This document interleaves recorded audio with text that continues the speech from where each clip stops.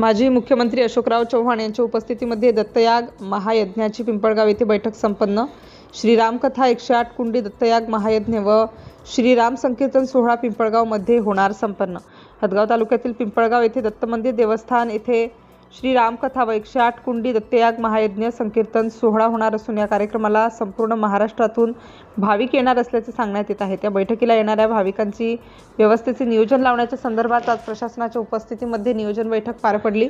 या बैठकीला महाराष्ट्र राज्याचे माजी मुख्यमंत्री अशोकराव चव्हाण, आमदार बाबूराव कदम, मुख्य कार्यकारी अधिकारी जिल्हा परिषद नांदेड मेघना पावले, त्याचबरोबर अप्पर पोलीस अधीक्षक अर्चना पाटील, उपविभागीय अधिकारी अविनाश कांबळे, नायब तहसीलदार जिजाजी काकडे, गटविकास अधिकारी आणि आडे राघो, सहाय्यक पोलीस निरीक्षक सहदेव खेडकर, सहाय्यक पोलीस निरीक्षक सहदेव खेडकर, वैद्यकीय अधीक्षक हदगाव संदीप दरबसवार, तालुका आरोग्य अधिकारी संजय मुरमुरे व सर्व पक्षाचे पदाधिकारी सद्भक्त मंडळी बैठक पार पडली। परिसरातील नांदेड जिल्ह्यातील उपस्थिती दिसून आली। राजकीय इंडिया न्यूज प्रतिनिधी शिवाजी खुणे, हदगाव। आजचे पिंपळगाव दत्त मंदिर येथे एक रामकथा निमित्तानं बैठक ठेवली होती। या बैठकीला अनेक गावचे सद्भक्त मंडळी व परिसरातील नांदेड जिल्ह्यातील राजकीय नेते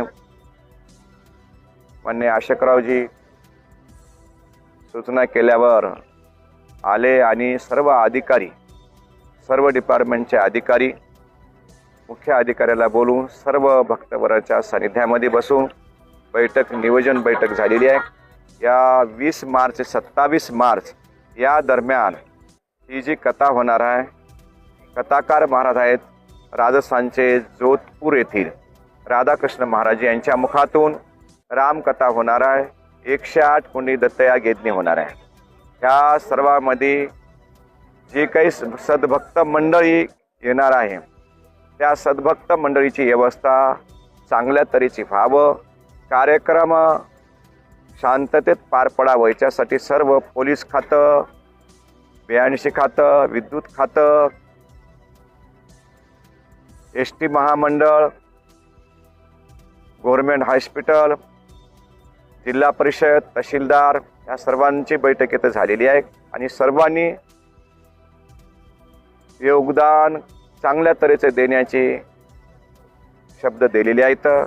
अशोकराव आणि बाबूराव पाटील कवळीकर हदगाव तालुक्याचे आमदार हे सुद्धा उपस्थित होते। त्यांनी सर्वांनी सांगितलं की आम्ही कार्यक्रम यशस्वी पार पडू आणि पत्रकार मंडळी सुद्धा बहुसंख्येने उपस्थित होती। 2-3 तालुक्याचे सर्व पत्रकार बांधवांनी सुद्धा सांगितलं महाराज आम्ही हा आध्यात्मिक कार्यक्रम आहे, पूर्ण यशस्वी पार पडू अशा तऱ्हेचं सर्वांचं योगदान लावलं।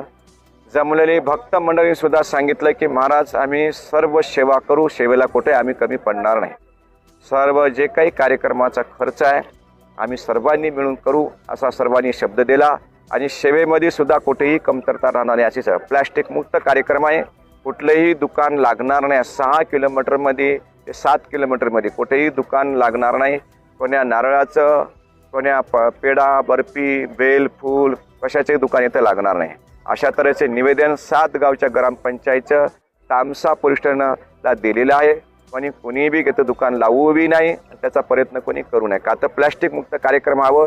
शेतामध्ये कार्यक्रम आहे जेणेकरून जनावरांना प्लॅस्टिक टाकून गेल्यानंतर त्रास होते, म्हणून जनावरांना, गाईला, बैलांना, शेळ्यांना, मेंढ्यांना त्रास होऊ नये, शेतकऱ्याला आमच्याकडून त्रास होऊ नये याच्यासाठी हा प्लॅस्टिक मुक्त कार्यक्रम गेल्या वर्षी खूप मोठ्या प्रमाणात पार पडलेला आहे। यावर्षी सुद्धा सर्व सद्भक्त मंडळीने आणि सर्व राजकीय मंडळी सुद्धा कार्यक्रम तुमच्या सर्वांचा आहे।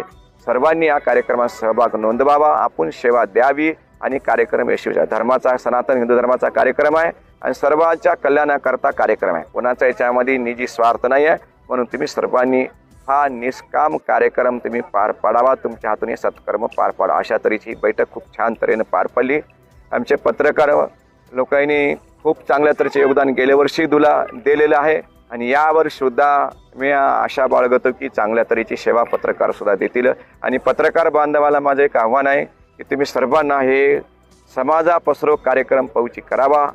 तुमची लेखन चांगल्या तऱ्हेची चालवून सर्वांना आध्यात्मिक मार्ग तुमच्या माध्यमातून सुद्धा पहुंची करावा. अशा तऱ्हेचा हा कार्यक्रम खूप यशस्वी पार पडला.